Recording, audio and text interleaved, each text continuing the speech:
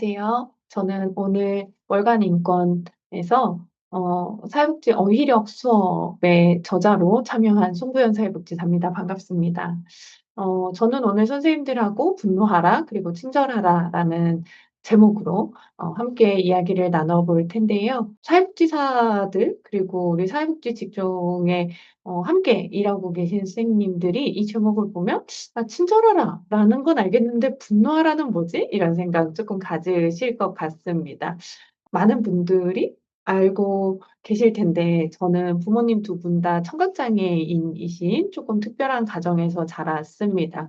그러다 보니까 농인 자녀에게서 태어난 청인 자녀를 코다라고 부르는데 자랄 때부터 어른들 사이에서 무언가 통역 아닌 통역을 해야 되는 일들이 많이 있었습니다. 왜냐하면 저희 부모님은 두 분 다 수어를 사용하지 않았고 실제 소리 내서 이야기하는 언어적인 어떤 대화가 불가능했기 때문에 제가 부모님께서 하시는 뭐 몸동작, 손짓 이런 것들을 보고 다른 어른들이나 다른 사람들에게 좀 얘기를 전달하는 그런 역할을 했습니다.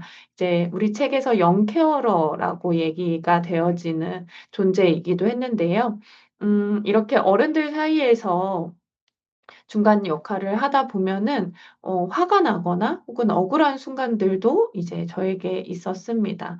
저희 부모님이 앞에 계심에도 불구하고 듣지 못한다는 이유로 아무렇지도 않게 굉장히 무례한 이야기를 한다든지 제가 앞에 있는 저를 보면서도 나이가 어리다는 이유로 좀 무시하는 말투를 사용을 한다든지 이런 경우에 어른이기 때문에 제가 하고 싶은 얘기를 충분히 하지 못했던 경우도 있고 무시를 당했던 적도 많이 있습니다. 그럴 때마다 제 안에는 화가 나는 순간들도 있었고 억울한 순간들도 있었습니다. 너무나 자연스럽게 부모님이 장애인이셨기 때문에 대학에서 사회복지를 전공하고 이제 현장에서 사회복지사로 살고 있습니다. 어 사회복지사로 살면서 어릴 때 느꼈던 그 억울함이나 분노 이런 것들이 제 안에서 한 번씩 이렇게 올라오는 순간들이 있더라고요. 그게 언제였냐면 당사자분들이 본인의 권리를 주장하지 못하거나 혹은 권리를 주장할 수 있는 상황임에도 불구하고 타인들에 의해서 그것이 저지되는 경우들 그런 상황들을 당사자분들과 함께 마주할 때마다 제가 어렸을 때 느꼈던 그리고 성인이 돼서는 조금은 잊어버린 줄 알았던 그런 마음이 이제 한 번씩 느껴졌습니다. 그래서 저는 현장에 있는 복지사들이 우리가 만나는 당사자들이 어떤 불합리한 상황이나 부당한 상황 속에 있다면 함께 화도 낼 줄 알고 억울함을 호소할 줄도 알고 또 그런 상황들이 좀 잘 해결될 수 있게끔 함께 목소리를 내는 일에도 같이 했으면 좋겠다. 그리고 '그것이 우리의 역할이 아닌가.'라는 생각을 해 봅니다. 네 저희 책은 이제 인권을 기반으로 해서 좀 작성된 부분들이 많이 있거든요. 실제로 공저자 6 분이 다 인권 강의를 하고 있는 인권 강사입니다. 그러다 보니까 우리 현장이 쪼끔 더 친인권적인 환경이 될 수 있도록 그리고 당사자분들이 목소리를 좀 더 직접 낼 수 있도록 주체적인 생활을 할 수 있도록 그런 사회가 되는 데에 좀 기여하고자 하는 부분들 그리고 현장 전문가들의 어떤 감수성을 좀 잃지 않게끔 하는 것이 굉장히 중요하다고 생각을 했고 그래서 이제 책을 함께 만들게 되었습니다. 그래서 사회복지 어휘력 수업이라고 하는 이 책이 현장에 있는 선생님들께 '아 이런 단어는 이런 관점에서 좀 이야기를 해야 되는구나. 아 이 단어가 기존에 가지고 있던 의미가 이렇구나. 우리가 그동안 아무런 감각 없이 그냥 많이 쓰는 단어이기 때문에 사용을 했었는데 이제부터는 조금 다른 방향으로 이제 단어를 대체어를 선택해서 사용해야 되겠구나.'라는 생각을 함께 했으면 좋겠습니다. 그래서 제가 어렸을 때 이제 억울함이라고 하는 그 감정들을 마주할 때 어른이 되어서는 이것을 이제 쪼끔 더 인권에 좀 가깝게 다가서는 계기가 좀 되었던 것 같아요. 왜냐하면 내 억울함은 왜 느껴야 하는지, 그리고 나의 억울함이 해소되기 위해서는 어떻게 해야 되는지, 또 나랑 비슷한 상황에 있는 사람들이 더 많아지지 않게끔 나는 어떤 역할을 해야 되는지, 이런 걸 사회복지사가 되고 나서 좀 더 많이 고민했던 것 같거든요. 근데 인권이라고 하는 영역을 알게 되고 또 강사로 이렇게 활동을 함으로써 더 많이 인권에 대한 것들을 좀 배우려고 노력을 했고, 궁극은 인간의 존엄이라고 하는 어떤 결론에 다다랐을 때 제가 그렇구나. 존엄을 보장해 주는 것, 그리고 동등한 기회를 제공해 주는 것, 그것이 정말 사람이 사람답게 살 수 있는 기회를 제공하는 것이구나라고 하는 이제 어떤 답같이 이제 얻었을 때 그 순간 너무 기뻤어요. 왜냐하면 내가 안고 있던 문제, 그리고 어려움, 간혹은 화가 나기도 했던 그런 일들을 조금 더 나은 환경으로 좀 해결해 볼 수 있겠구나라고 하는 생각이 들어서, 네, 우리가 현장에서 이렇게 화가 나거나 억울한 순간들, 그죠? 아무래도 이제 부당하다고 느껴지는 순간들이 그럴 텐데, 그것들을 좀 더 존엄에 가까운, 그리고 인권을 기반으로 하는 서비스들을 제공함으로써 좀, 이 전체 사회가 모두에게 친절할 수 있도록 바뀌었으면 좋겠다라는 생각을 해봅니다. 오늘 월간 인권에서 우리 저자들이, 저 말고 이제 또 굉장히 좋은 분들이 함께 많이 해주실 텐데요. 각자 저자들이 이 책 안에서 좀 이야기하고 싶은 한 가지의 키워드를 좀 뽑아서 이야기를 해 드리려고 합니다. 제가 뽑은 키워드는 개인 예산제입니다. 개인 예산제는 아마 장애 영역에 계신 선생님들은 많이 들어보셨을 거예요. 이제 내년에 2026년에 본 사업을 진행하겠다라고 이렇게 계획이 되어져 있는 상태거든요. 지금 제가 이렇게 사진으로 핸드폰을 보여드리고 있는데, 예전에 우리가 사용하던 핸드폰은 시대가 변하면서 점점점, 네, 달라졌습니다. 처음에는 엄청 무거운 벽돌폰이라고 하는 걸 쓰다가 우리가 컬러가 있고, 그다음에 소리가 예쁜 뭐 4폴리, 16폴리라고 불려졌던 이런 소리가 예쁜 벨소리가 나는 핸드폰을 쓰기도 했고요. 조금 지나서는 화면을 이렇게 가로로 돌릴 수 있는, 뭐 혹은 핸드폰을 폴더 이렇게 접었다 폈다 할 수 있고, 혹은 핸드폰을 이렇게 슬라이드 방식으로 이제 하는 핸드폰을 사용했었습니다. 그리고 얼마 지나지 않아서 터치폰이라고 하는 게 등장을 했지요. 키패드, 눌러서 사용하는 버튼이 없어지고 화면을 터치하는 방식으로 이제 바뀌게 됐습니다. 근데도 이때까지만 해도 사실 같은 어떤 기종의 핸드폰을 사면은 누구나 다 똑같은 메뉴를 갖게 되었죠. 고정되어 있는, 그러니까 회사에서 만들어진 대로 우리는 이 핸드폰들을 사용을 했습니다. 근데 시간이 지나면서 터치폰이라고 하는 것은 그대로 유지가 되었으나 스마트폰이라고 하는 것이 등장을 하면서 굉장히 혁신적으로 달라진 부분이 있습니다. 그게 뭐냐면 나에게 필요한 어떤 정보나 기능들을 가지고 있는 어플리케이션을 직접 선택해서 다운받을 수 있는 형식으로 바뀌었습니다. 그러다 보니까 각자가 이제 동일한 기종의 핸드폰을 갖고 있다고 해도 각자 필요한 요소들이 다 다르고 욕구가 다르고 흥미를 느끼는 부분들이 다 다르기 때문에 이 핸드폰에 깔려 있는 어플리케이션이 다 다른 거죠. 저랑 같은 기종을 쓰고 있는 누군가도 저는 아이를 키우고 있기 때문에 아이들과 관련된 어플리케이션이 많고, 또 주말마다 캠핑을 다니기 때문에 그것과 관련된 이제 어플리케이션들이 있는데, 다른 분들 뭐 영화를 좋아한다, 혹은 뭐 사진 찍는 것에 관심이 많다, 혹은 재테크에 관심이 있다라고 하시는 분들은 각자가 필요로 하는 이제 어플리케이션이 깔려 있으실 거예요. 그리고 비슷한 분야에 흥미가 있다고 해도 누군가는 필요할 때마다 그때그때 볼 수 있도록 이제 많이 다운을 받으시는가 하며, 누군가는 필요할 때만 딱 다운받아서 사용하고 바로 삭제하고, 이런 분들도 계시더라고요. 그러니까 우리가 본인의 어떤 취향이라든지 필요에 의해서, 혹은 어떤 정리하는 습관들, 이런 것들이 그대로 핸드폰 안에 메뉴로 녹아져 있습니다. 개인 예산제 얘기하면서 핸드폰 얘기를 왜 이렇게 많이 하나 싶으시죠? 개인 예산제의 핵심이라고 얘기가 되어질 수 있는 게 바로 자기 선택권이라고 하는 것이죠. 아까 핸드폰을 예를 든 것처럼 기존에는 제공하는 사람들의 중심이었습니다. 그러니까 회사에서 정해진 메뉴밖에 쓸 수 없었던 기존의 핸드폰에서 우리가 원하는 대로 선택해서 나의 취향과 욕구를 반영한 그런 어플리케이션이 이 다운받아진 스마트폰을 사용하는 것처럼 과거의 사회복지 서비스 역시 제공자 중심으로 기관 중심으로 이제 진행이 되었습니다. 그런데 시대가 바뀌면서 점점 무엇에 대한 중요성을 많이 얘기하냐면 자기 선택권이라고 하는 것. 그래서 당사자에게 주체가 있음을 주권이 있음을 이제 알리는 부분들이 굉장히 많아졌습니다. 이 개인 예산제의 등장 배경을 보면 장애인분들이 조금 더 주체적이고 자율적으로 자신의 삶을 영위할 수 있도록 한다라고 얘기를 했는데 결국 이 개인 예산제의 요지는 뭐냐면 기존의 어떤 장애인 복지 기관으로 흘러들어갔던 재원을 금전이죠. 네, 그것을 장애인 당사자분들께 직접 제공함으로써 이분들이 서비스를 선택할 수 있게끔 하겠다라고 하는 게 이제 개인 예산제의 주요 골자입니다.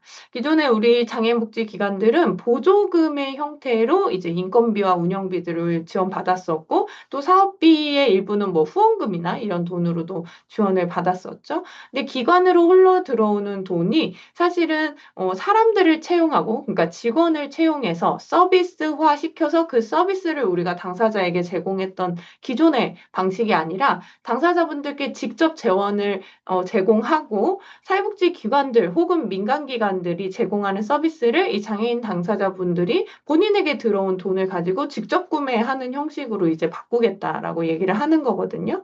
근데 기존의 서비스 제공 방식하고 조금 다른 점은 뭐 당연히 이제 페이를 지불하고 서비스를 구입하겠다라고 하는 부분도 있지만 여기에 추가적으로 개인 예산제에서는 어떤 서비스까지 확장을 한다라고 얘기하냐면 민간 서비스까지 확장을 하겠다라고 얘기를 하는 거예요. 이 얘기는 뭐냐면 이전에는 우리가 교통약자 지원센터에서 만약에 이동과 관련된 서비스를 받았다면 민간에 있는 서비스를 이용할 수 있다라고 하는 건 카카오티 택시로 특장 차를 부를 수 있는 환경이 가능해질 여지가 있다라고 하는 뜻입니다. 그러면 서비스를 제공하는 주체가 기존의 사회복지 기관에 한정돼 있던 거에서 민간 기관까지 이제 서비스의 총량 제공하는 기관들이 굉장히 늘어나게 되겠죠.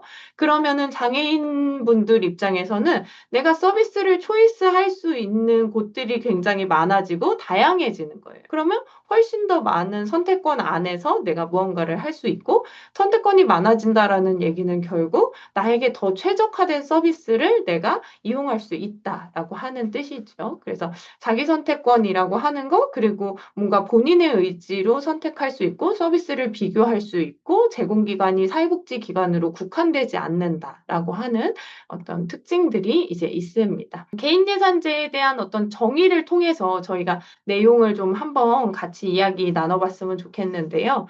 장애인이 자신의 필요와 선호에 따라 여기서 필요는 우리가 욕구라고 표현을 또 할 수 있을 것 같습니다. 지원 서비스를 선택하고 조정할 수 있도록 하기 위해 제공되는 재정 지원 제도라고 얘기가 되어져 있습니다. 그러면 이제 워딩 하나씩 보면서 같이 이야기 나눠볼게요. 자, 개인 예산제 내용을 보면 장애인이라고 얘기가 되어집니다. 우리나라에는 장애인 등록제가 있습니다. 이 얘기는 뭐냐면 대한민국에서 장애인으로 등록이 되지 않으면 실상 장애인복지법상의 장애인이 아니기 때문에 장애인으로 등록하지 않으면 관련된 서비스를 받을 수 없다라고 이야기가 되어지는 부분이죠. 그래서 장애인은 반드시 등록된 장애인을 대상으로 하는 제도입니다. 그런데 가만히 우리가 조금 떠올려 보면요. 장애인이라고 얘기가 되어지는 부분에 있어서 이게 과연 인권적인 관점에 있어서 올바른 표현인가라는 질문을 던졌을 때 조금 그렇지 않다라는 생각이 드는 경우들이 있습니다. 왜냐하면 기존에는 어떤 장애를 가지고 있는 사람이라고 표현하는 대신 뭐 청각장애를 가지고 있으면 청각장애인, 시각장애를 가지고 있으면 시각장애인, 그냥 이렇게 장애로 사람을 정의 내려 버리는 경우들이 굉장히 많이 있었죠. 그리고 우리가 이런 공간 같은 데도 휠체어를 타고 있는 사람의 모습을 보면서 이제 아무렇지 않게 저기는 장애인 화장실이야. 혹은 저기는 장애인이 이용하는 곳이야. 그 휠체어를 타고 있는 사람의 모습을 보면 너무나 자연스럽게 장애인이라고 하는 이 세 글자가 떠오르죠. 근데 선생님들 제가 질문 좀 드려볼게요. 우리나라 장애 유형 몇 가지인 줄 아세요? 네, 15가지입니다. 그중에 휠체어를 이용하는 장애 유형은 몇 가지인지 아십니까? 네. 지체장애인 분들, 그리고 뇌병변 장애인 분들 중에 일부가 이제 휠체어를 주로 사용을 하시지요. 그럼 나머지 장애 분들은요? 다른 보조기구들을 사용하시는 분들이 계시긴 하지만 이동과 관련해서 뭔가 휠체어를 직접적으로 사용하거나 자주 사용하거나 그런 분들이 매우 적죠. 근데 그럼에도 불구하고 우리는 휠체어 타고 있는 사람의 모습만 보면은 장애인 이렇게 얘기해요. 설사 장애가 없더라도 휠체어를 타고 계신 분이 있다면 그 휠체어 타고 있는 사람의 모습하고 똑같잖아요. 뭐 예를 들어 다리를 다쳐서 기부스를 해 가지고 6개월 동안 보행이 어려우신 분들. 근데 우리가 이렇게 짧게 뭐 어디가 다쳐서 보행이 어려운 사람에게 장애인이라고 얘기하지 않는단 말이에요. 그냥 다리 다쳐서 휠체어 타고 있는 사람 이렇게 표현을 하죠. 근데 마치 무슨 무슨 장애인이라고 부르는 것은 그 장애가 그 사람을 설명하는 전부인 것처럼 들리기 시작을 하는 거죠. 그래서 저희 책에서 역시 네, 장애인이라고 하는 어떤 뭐 무슨 무슨 장애인 이렇게 부르기보다 청각 장애가 있는 사람 혹은 뭐 청력에 손실이 있어서 장애를 가지고 있는 사람 이렇게 사람을 중심으로 어떤 특징들을 얘기하듯이 장애를 얘기했으면 좋겠다라고 하는 의견이 이제 저희 책에 담겨져 있습니다. 그래서 사람 중심으로 우리가 사고하자라고 하는 부분들이 있고요. 또 하나, 이 장애인이라고 하는 표현이, 특히나 장애인 복지를 하는 저에게 되게 좀 불편하게 느껴지는 순간들이 좀 있었어요. 왜냐하면 장애 유형이 15가지로 굉장히 이렇게 딱 정해져 있고 또 예전에 지금은 사라졌지만 등급제가 폐지되기 전에는 1급부터 6급이라고 하는 장애 등급이 나눠져 있었습니다. 근데 이렇게 장애 등급이 나눠져 있을 때 동일 유형의 장애 혹은 동일 등급인 경우 이 사람들의 욕구를 개별로 파악하지 않고 너네 둘은 똑같은 장애가 있고 똑같은 정도를 가지고 있으니까 욕구도 비슷할 거야 라고 생각해서 서비스를 제공하는 기관의 입장에서 서비스를 세팅하는 경우들이 많이 있었죠. 근데 우리가 현장에서 일하다 보시면 아시잖아요. 특히나 발달장애인들, 특히나 지적 자폐 장애인 분들은 본인이 가지고 있는 어떤 욕구라든지 자원이라든지 기능 같은 것들이 같은 유형의 장애라고 해서 혹은 비슷한 정도의 장애라고 해서 욕구와 뭐 강점과 뭐 이런 것들이 똑같냐? 그렇지 않더라라는 거예요. 그러면 우리는 단순히 장애 유형과 기능만 가지고 그 사람의 욕구를 추론해 볼 수 있는가라는 질문을 던졌을 때 그렇지 않다라는 거죠.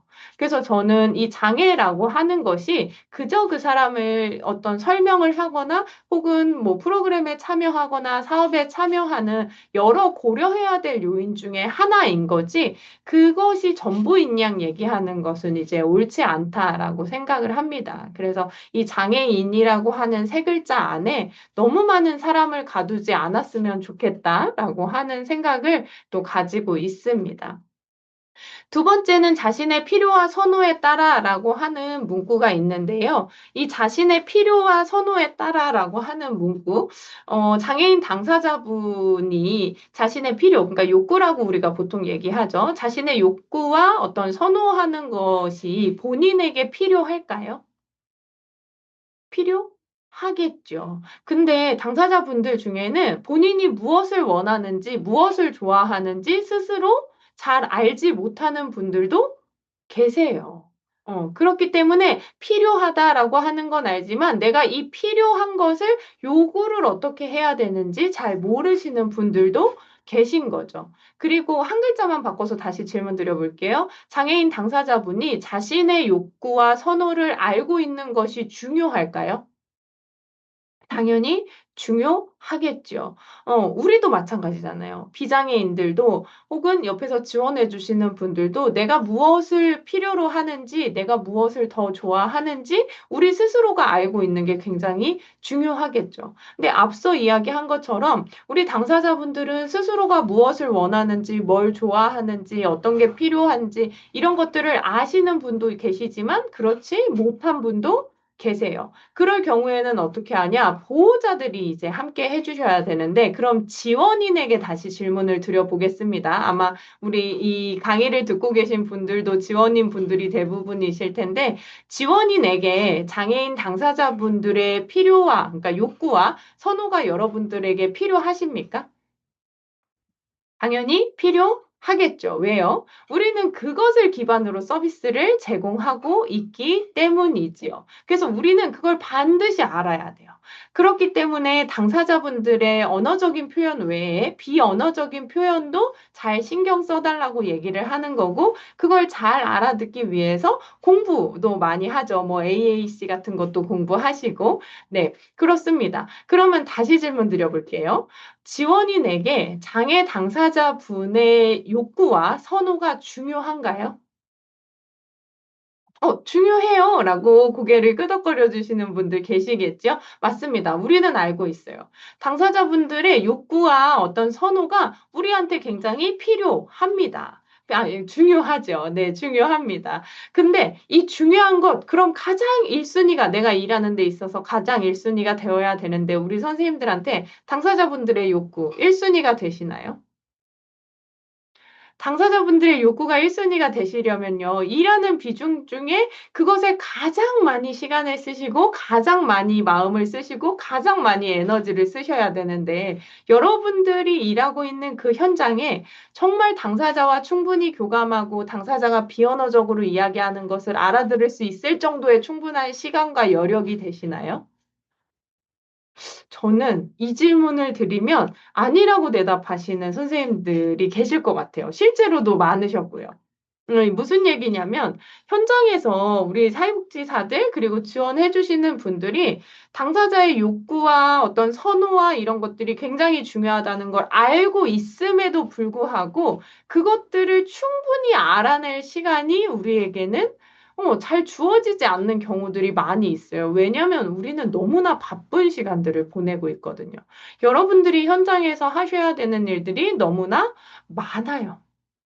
그저 내가 우리 당사자가 뭘 원하는지 좀 들여다보고 싶어도 뭐 해야 돼요? 프로그램 계획서 써야 되죠. 개인별 지원 계획 해야 되죠. 그것도 수행해야 되죠. 끝나고 나면 어떻게 수행했는지 과정 기록지 작성해야 되죠.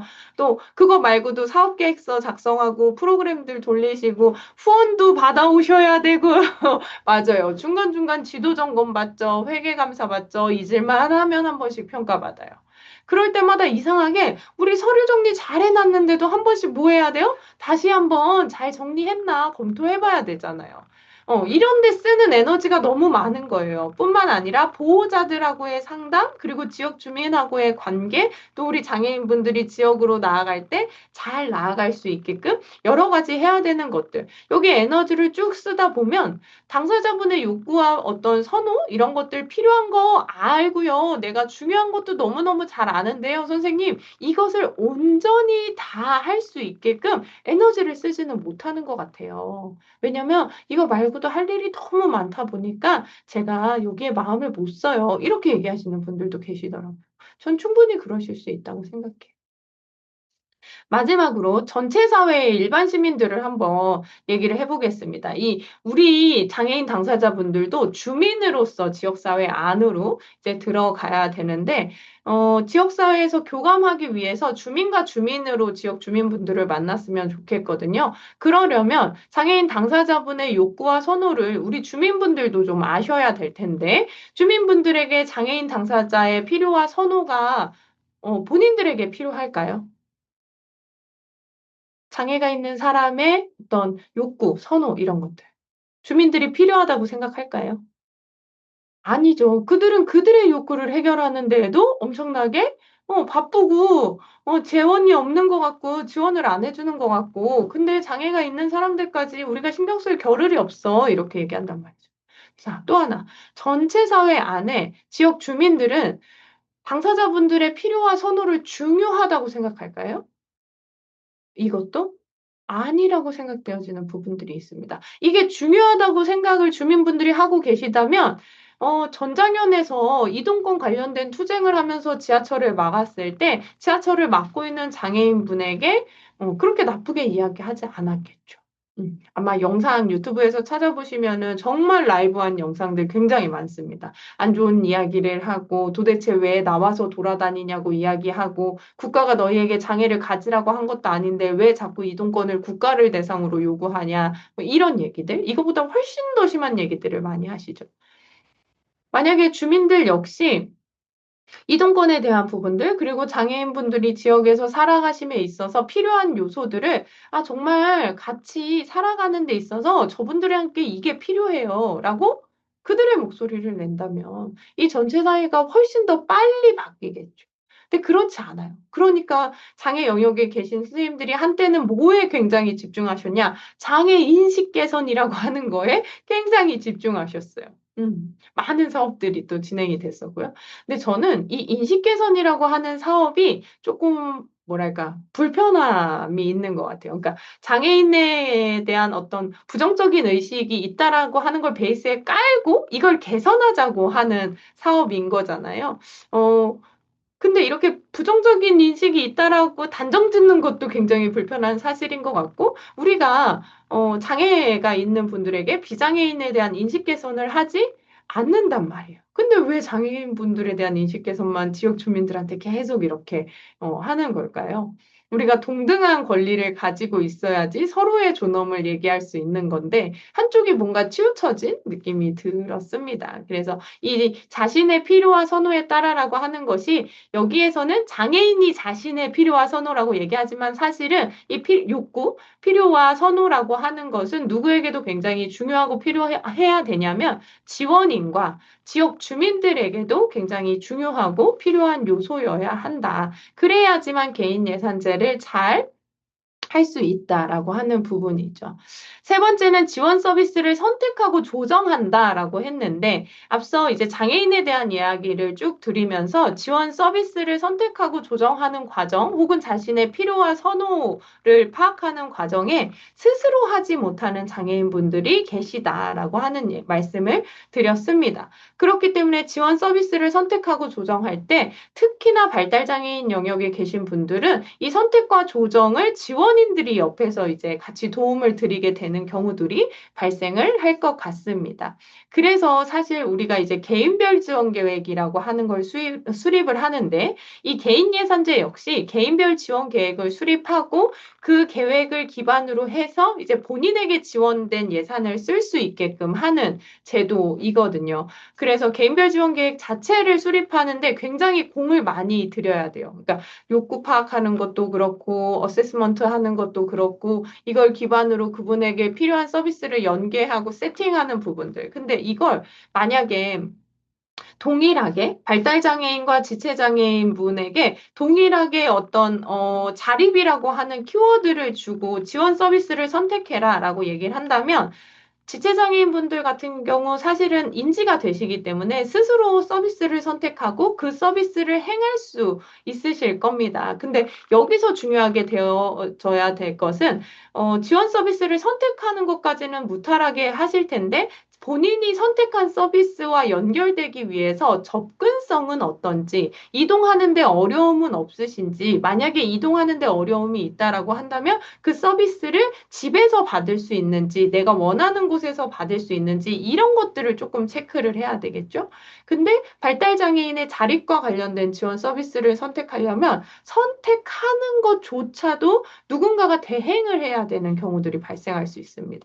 보통 우리가 이제 보호자분들이 이걸 대행을 많이 하는데, 실제로 보호자분들 중에서도 보호자분이 당사자인 케이스들이 있죠. 그러니까 부모님도 장애가 있고 자녀분도 장애가 있는 경우들이 있습니다. 그래서 이 지원 서비스를 선택하고 조정한다라고 하는 부분에 이 개인예산제라고 하는 이 제도뿐만 아니라 이 제도를 잘 진행하기 위해서 여기에 이제 개인별 지원 계획 수립하는 어떤 중간 지원 조직 혹은 복지관의 역할들, 네, 공공 후견 제도 같은 것들이 같이 뒷받침이 되어야지만 이 제도가 잘 운영이 될 수 있다라고 하는 부분입니다. 그래서 개인 예산제라고 하는 게 단순히 돈을 장애인에게 주는 거야. 그래서 장애인들이 직접 선택하는 거야. 이렇게 끝날 수 있는 제도가 아니라는 사실. 이 제도가 잘 이루어지기 위해서는 주변에 있는 다른 제도라든지 주변에 있는 어떤 기관들이 같이 움직여야만 한다라고 하는 부분입니다. 네, 마지막으로는 재정지원제도 결국 이제 돈이 흘러 들어가는 제도입니다. 그러니까 기존에는 서비스로 무언가 제공이 됐다라고 한다면 지금은 이제 금전으로 제공이 된다라고 하는 부분입니다. 그래서 이 재정지원제도의 단점으로 얘기가 되어지고 있는 것 중에 하나가 이제 관리에 어려움이 있을 수 있다. 이런 얘기들도 이제 같이 얘기를 합니다. 그래서 개인예산제는 장애인이 자신의 필요와 선호에 따라서 지원 서비스를 선택하고 조정할 수 있도록 하기 위해 제공되는 재정 지원 제도라고 하는 것입니다. 저는 이렇게 뭔가 제도로서 만들어지는 인권 보장은 굉장히 좋고 잘 되고 있다고 생각을 합니다. 왜냐하면 단순히 인권이 서비스로서 이렇게 존중받고 뭔가 서비스로서의 보장은 한계가 있기 때문이지요. 법과 정책으로 만들어져야지만 이것이 전국에 있는 모든 사람들, 대한민국에 살고 있는 모든 장애인 분들에게 적용이 될 수 있는데 만약에 그냥 서비스의 단위로 이제 제공이 된다라고 하면 사실은 지역마다 편차가 또 좀 날 수도 있고요. 아니면은 기관마다 편차가 날 수도 있고요. 굉장히 다른 온도차도 크고 서비스를 제공하는 어떤 퀄리티도 다르고 이렇게 다를 텐데 법과 정책으로 만들어지면은 모든 국민에게 동등하게 이제 제공이 될 확률이 높아지기 때문입니다. 그래서 이 복지 환경이라고 하는 건 결국 전체 사회에 적용이 되어져야 한다라고 하는 이야기를 드립니다. 이렇게 제도로서 인권 보장을 해야 하는 이유는 개인의 문제라고 생각하는 것에서 사회의 구조의 문제라고 이야기되어지는 것들이 훨씬 더 많기 때문입니다. 예를 들면, 우리 이제 주거권과 관련해서 기존의 주거라고 하는 것은 지극히 개인의 문제였어요. 만약에 뭐 전세를 살든 월세를 살든 그런 건 본인들이 알아서 선택하는 거였고, 우리나라는 너무나 자연스럽게, 대출이라고 하는 걸 받아가지고 주거를 어떤 선택을 하는 형태를 가지고 있죠. 아마 본인 집을 사시면서 대출을 안 끼고 사시는 분들은 아마 거의 없으실 거예요. 대부분이 이제 대출을 갖고 있고. 근데 이 대출을 상환하기 어려운 상황들이 놓이면서 점점 뭐가 늘어난다 그래요? 가계부채가 늘어난다고 합니다. 그러다 보니까 어떤 일들이 생기게 되냐. 인천의 미추홀구에서도 이런 일이 생겼는데 전세 사기 같은 것들이 이제 되는 거죠. 왜냐? 우리나라의 법상 한 사람이 굉장히 많은 주택을 소유해도 네, 괜찮은 나라인 거예요. 그러다 보니까 막 이 사람 저 사람에게 세를 주는 거죠. 근데 시간이 지나면서 이게 문제가 되니까 뭐 이 가구 이상, 뭐 얼마 이상 소유하고 있는 사람들은 세금을 더 낸다 이렇게 얘기하는데 세금을 더 내더라도 주택을 많이 보유하고 있는 게 훨씬 더 유리하다고 생각되는 사람들은 어떻게 해요? 그냥 벌금 내고 세금 내고, 벌금은 아니죠. 세금 내고 그냥 내가 계속 유지하겠다 이렇게 얘기하는 거예요. 왜? 월세로 받는 돈이 세금보다 더 크니까요. 남는 장사야 이렇게. 그러다 보니까 이 집과 관련해서 뭔가 정말 시장에 맡겨져 있다 보니 부동산의 중개업자라든지 아니면 여러 뭐 주택을 가지고 있는 사람이라든지 명의를 빌려주는 사람이라든지 이런 사람들이 합심해서 이제 세입자들의 어떤 보증금이나 이런 것들을 가져가는 거죠. 그래서 우리가 전세 사기라고 하는 것도 처음에는 아유 네가 좀 잘 알아보지 그랬어 이런 단위로 너가 잘 이렇게 좀 잘못해서 생긴 일이야 이런 관점으로 바라봤다가 이게 점점점 한두 사람의 얘기가 아니고 왜 이 주거와 관련된 전세 사기 문제가 발생했을까를 들여다보면 우리나라가 가지고 있는 어떤 주거를 갖게 되는 문화 자체가 조금 불평등한 부분들이 있고 이것을 단합해가지고 막 이렇게 한 사람을 이제 속이고자 하면은 충분히 속일 수 있는 구조인 거죠. 나아가서 이것으로 인해서 국민이 스스로 목숨을 끊는 일들도 발생을 하죠. 그러니까 이거는 이 주거권이라고 하는 것은 결국 우리가 살아가는 데 있어서 가장 기본이 우리 의식주 이렇게 얘기하잖아요. 가장 기본인 이 집이라고 하는 공간을 누군가는 받을 수 있고 누군가는 받지 못하고 이런 불평등에서 일어난 것이야. 그러니까 이것은 무슨 문제야? 사회 문제야라고 얘기를 하는 거죠. 근데 사회 문제는 결국 개인의 문제가 아니기 때문에 뭘로 해결을 해야 되냐? 제도로서 안전장치들을 좀 마련할 필요가 있는 것입니다. 그래서 뭐 부동산과 관련된 것들을 법으로 규제를 정한다든지 뭐 이런 방식으로 이제 안전장치들을 만들어야 되는데 저는 인권도 그냥 좋은 사람들이 좋은 마음으로 아 그래 모두가 다 존엄해 모두가 동등해 이렇게 얘기할 것이 아니라 제도로서 보장받을 수 있는 세팅들을 좀 만들었으면 좋겠다. 그러니까 이동권 같은 경우도 마찬가지죠. 그리고 뭐 예를 들어 건물을 지을 때 1층에는 반드시 몇 평 이상의 휠체어를 이용하시는 분과 그분을 지원해 줄 수 있는 동반인이 들어갈 수 있을 정도로 넓은 화장실 공간이 건물마다 반드시 1층에는 설치가 돼야 된다라고 건축법이 바뀐다면 우리가 일반 상가나 이런 데 사실은 화장실조차 찾기 어려운 곳들도 많거든요. 근데 장애인 화장실은 더더욱이 찾기가 어렵죠. 그런데 건축법이 이렇게 바뀐다. 그걸 하지 않으면 허가를 내주지 않겠다. 뭐 이런 식으로 네, 법이 바뀐다고 하면은 당연히 휠체어를 사용하시고 지원인과 함께 이렇게 화장실을 이용해야 되는 분들이 쉽게 쉽게 그 공간을 이용을 할 수가 있는 거죠. 근데 화장실이라고 하는 공간은 정말 인권과 밀접하게 관련이 되어 있거든요. 가장 기본적인 욕구를 해결하는 곳이잖아요. 그런데 우리가 뭐 당연히 공공기관 이런 데는 장애인분들이 사용할 수 있는 화장실 혹은 휠체어를 사용하시는 분들이 이용하는 화장실 너무나 잘 돼 있죠. 근데 어, 공공기관이 아닌 곳들은 어때요? 찾기가 힘들어요. 심지어 아이들 기저귀 교환대 이런 것도 남자 화장실과 여자 화장실을 비교해 봤을 때 여자 화장실에만 설치되어 있고 남자 화장실에는 설치가 되어 있지 않는 경우들, 뭐 이런 경우들도 있습니다. 근데 제도로, 법으로, 건축법상 양쪽 화장실에 그 기저귀 교환대가 반드시 설치되어 있어야 된다. 이거 없으면 허가 내주지 않겠다. 이렇게 돼버리면 당연히 설치하겠죠. 맞습니다. 맞습니다. 그래서 이런 제도로 인권을 보장받을 수 있는 장치들을 좀 많이 만드는 게 필요하다라고 생각이 듭니다. 자, 개인 예산제의 장점은 이렇습니다. 개별화된 지원, 이게 어떻게 보면은, 좀 기본인 것 같아요. 그러니까 개인 예산제에서 베이스로 깔고 있는 거. 그러니까 앞에 이름부터 개인 예산제죠.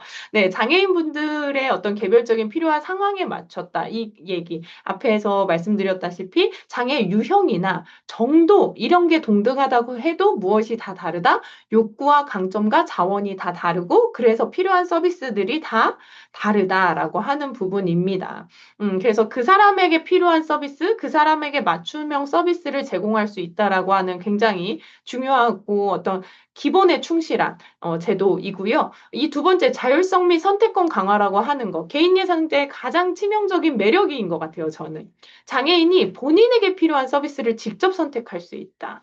그렇기 때문에 다양한 사업들이 생길 거고 또 이 서비스 이용하는 데 있어서 자율성을 강화한다. 그러니까 복지기관에서는 사실은 복지 서비스를 위주로 받았다라고 한다면 뭐 개인 예산제가 도입되면 그 재원으로 마트에 가서 내가 먹고 싶은 음식도 살 수 있고 영화관에 가가지고 내가 보고 싶은 영화도 볼 수 있고 그렇게 쓸 수 있는 급여 유연화제 그러니까 급여 유연제라고 하는 것을 이제 도입하겠다라고 얘기를 하는 거거든요. 시범 사업에서는 이미 지금 하고 있고 그래서 그런 것들을 할 수 있고 여기에 추가로 복지기관뿐만 아니라 민간기관 그러니까 기업 같은 곳에서도 서비스를 제공할 수 있게끔 열어주겠다라고 하는 것입니다. 그러면 더 많은 곳들에서 이제 무언가 서비스를 선택을 할 수 있겠죠.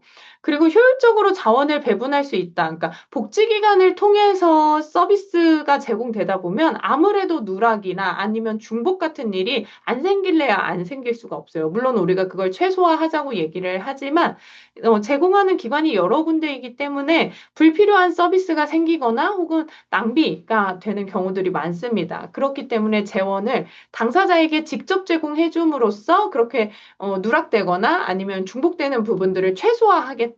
그래서 자원을 효율적으로 사용하겠다라고 하는 것이 개인 예산제의 장점이고, 우리 이제 선택권이 다양해진다라고 하는 것과 이제 결부 해가지고 서비스 역시 다양해진다. 다양한 서비스 제공자가 생길 것이고, 그렇다 보면은 장애인분들이 선택할 수 있는 여지가 굉장히 커질 것이고, 그러면 서로 자유 경쟁 안에서 서비스의 질이 높아질 것이다라고 이렇게 예측을 하는 것이죠. 근데 이제 개인 예산제의 단점도 이제 존재를 합니다. 예산 자체가 기관이 아니라 개인한테 흘러 들어가기 때문에 이 개인에게 흘러 들어간 예산을 어떻게 관리할 것이냐가 사실은 개인 예산제에서 가장 이렇게 문제점으로 나타나고 있는 부분입니다. 왜냐하면 굉장히 오랜 기간 동안 우리나라는 장애인 복지를 기관한테 재원을 주고, 그 다음에 이 돈을 씀으로써 이 돈을 가지고 이제 서비스를 제공하게끔 만들었었는데, 그런 시간이 오래됐기 때문에 기관의 어떤 관리나 예산을 투명하게 사용하는 장치들은 되게 많이 만들어져 있어요. 뭐 예를 들면, 당연히 뭐 예결산 보고하는 거 1년에 한 번씩, 그리고 후원부품 수입 및 지출 내역 보고하는 거, 상하반기 지자체로부터 뭐 지도 점검을 받는 거, 법인 감사를 받는 거, 평가를 받는 거 등등등등 우리가 여러 가지 장치들을 통해서 기관이 보조금이라고 하는 거 혹은 후원금이라고 하는 것을 운용하는 데 있어서 투명성을 확보할 수 있는, 투명성을 제고할 수 있는 여러 가지 장치들을 마련해 놨는데 개인한테 이 예산이 들어가면 개개별로 다 그 예산을 어떻게 썼는지 확인하기가 쉽지 않다는 거죠. 그리고 어떤 유형의 장애 분들은 이걸 스스로 관리하기가 어렵기 때문에 이게 악용될 확률이 있다라고 하는 거. 그래서 아까 제가 이제 공공견제도에 대한 얘기를 잠깐 말씀드려서 이것도 이제 같이 잘 돼야 된다라고 하는 얘기를 드렸죠. 그리고 두 번째는 서비스 품질의 불균형이라고 하는 겁니다. 자율성이 강조되면서 이제 서비스를 제공하는 사람들의 어떤 질적 차이가 발생할 수 있죠. 그러면 기존에 똑같이 이렇게 보조금으로 운영하던 곳이 아니라 개인이 와가지고 개인이 페이를 지불하는 형태다라고 하면은 서비스를 많이 이용하는 곳이 더 많은 재원이 들어오겠죠? 그러면 사람을 더 채용할 수 있고 더 많은 서비스를 제공할 수 있어요. 이게 거듭되다 보면 제공기관 자체에서 빈익빈 부익부 현상이 발생할 수 있습니다. 그리고 일부 제공자들은 아예 우리가 좀 싸게 하면 많은 사람들이 오겠지라고 하는 생각으로 코스트를 낮춰버리면서 많은 사람은 오지만 이 낮춰진 코스트 때문에 품질 자체도 같이 낮춰질 확률이 있다라고 하는 부분입니다. 그리고 세 번째는 재정적 부담입니다. 개인 예산제는 사실 지금 책정되어 있는 장애인 복지 예산보다 훨씬 더 많은 예산을 요구하고 있습니다. 그러니까 이게 실제로 잘 돌아가려면 아까 말씀드린 것처럼 이 제도뿐만 아니라 주변을 둘러싸고 있는 것들이 또 함께 바뀌어야 되기 때문에 그 주변에 있는 것들을 바꾸는데 드는 비용들이 있는 거죠. 그리고 초기에 어떤 시스템, 당연히 이제 관리 시스템들이 있어야 되니까 이것들을 구축하고 유지 보수하는데도 페이가 이제 많이 들어갈 것이고, 새로운 제도가 들어오면 당연히 도입되는 초기에는 에너지든 어떤 재정이든 이런 것들이 많이 투입이 되게끔 되어 있습니다.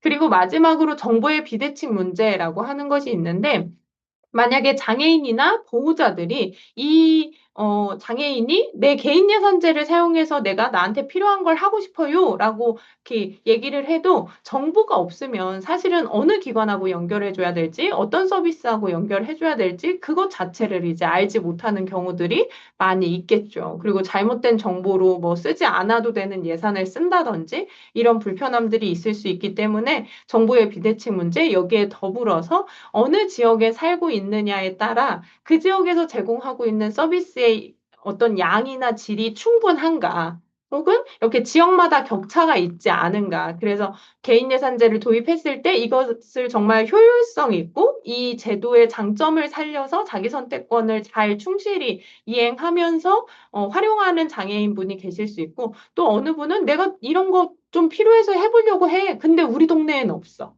이렇게 되는 경우들이 발생할 수 있다라고 하는 거죠. 그래서 복지 인프라나 아니면은 제공하는 기관의 어떤 양적인 수, 뭐 이런 것들도 굉장히 편차가 클 수 있다라고 하는 이제 단점을 가지고 있습니다. 저는 사회가 변하고 뭐 어떤 시대가 흐르고 이런 거에 따라서 좀 이렇게 변화와 흐름은 너무 당연한 일인 것 같습니다. 우리가 막 1950년대, 60년대 사회복지를 했던 모습과 지금 2025년에 사회복지를 하고 있는 모습은 같지 않으니까요. 그렇죠? 네, 이렇게 시대가 달라져서 서비스를 제공하는 방식이나 어떤 관점들은 조금씩 달라져도 정말 변하지 않아야 되는 한 가지 핵심. 그것은 사람이 가장 귀하다는 생각일 것 같습니다. 이런 어떤 뭐 개인 예산제라든지 뭐 통합돌봄지원법 이런 것처럼 법과 정책은 사람을 사람답게 사는 그냥 환경을 만드는 수단인 것 같아요. 그러니까 이 사람들이 조금 더 나은 환경에서 살 수 있도록 그때그때에 맞춰서 필요한 서비스들을 제도화시키는 일인 것 같습니다. 그래서 그래도 사람이 중요하다는 생각이 가장 바뀌지 않아야 되고 그 생각을 잘 유지할 수 있도록 우리 선생님들이 배움에 무관심하거나 소홀하지 않고 다른 사람과 연대하고 그냥 생각으로 머무르는 것이 아니라 같이 행동하셨으면 좋겠다는 말씀을 드립니다. 그래서 우리가 살아가는데 조금 더 나은 사회 그리고 동등하고 서로의 존엄을 지켜줄 수 있는 사회가 됐으면 좋겠습니다. 네, 감사합니다.